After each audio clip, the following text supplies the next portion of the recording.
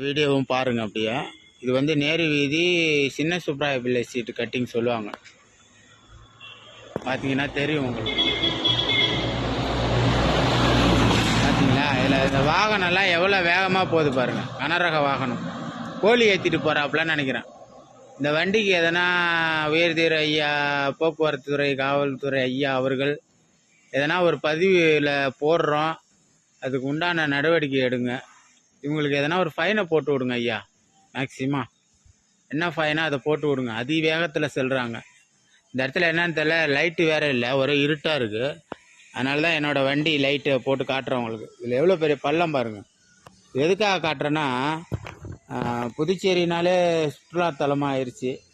ஏன்னா இது வந்து ஒரு மெயினான ஒரு ரோடு, நேரு வீதின்றது. ஒரு 5000 10,000 மக்கள் டெய்லி வந்து போகிற ஒரு இடம். இது எதுக்காக நோண்டினாங்கன்னு தெரியல. ஆனால் வந்து இந்த பாதையை அப்படியே விட்டாங்க. அதுவும் இந்த பொங்கல் டைமில் மார்க்கெட்டில் அதிகமாக கூட்டம் இருக்கிற டைமு பாருங்கள். இதையும்